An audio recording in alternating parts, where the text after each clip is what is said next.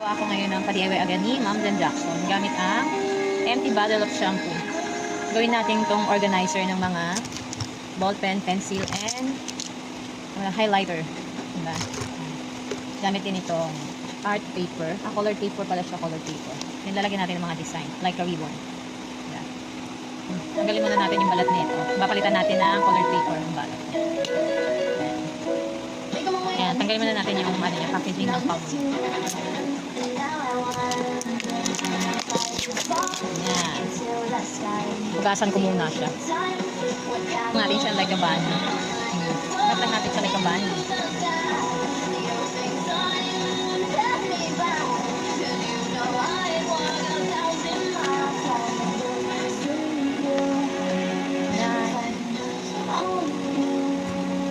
Ayan. Shape na natin siya ng parang bunny. Balik ka dyan. Tinorm lang natin sa kubish niyang ganito. Diba? Gupitin na natin. Parang pantay siya dito paglagay.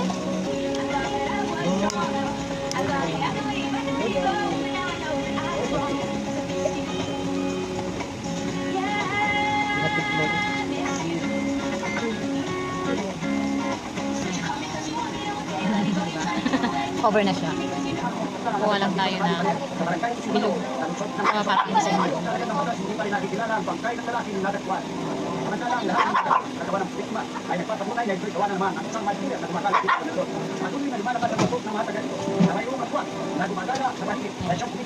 Design mo. Bilog-bilog. Mga bilog-bilog na ganito lang ang ating pang-design. Ayan. Tapos lalagyan na lang natin ng ribbon. Kuha nga ako ng pasipay para pang-design ko lang. Kumain na ako na Sige, na ako dyan. Ay, ito yung... Iikot lang natin. Like a lollipop. Yeah! Ng pan-design dito sa fuzzy wire. Yan. Pan-design ko dito. Fuzzy wire na lang ilalagay. Ayan.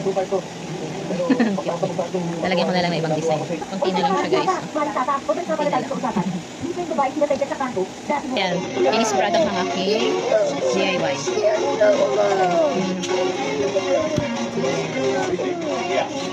Lalagyan natin ng ating ballpen and highlighter. Nagawa mo nga din akong lagayan. Okay. O, ayan. Skip niya. Magawa mo akong lagayan. Finished product.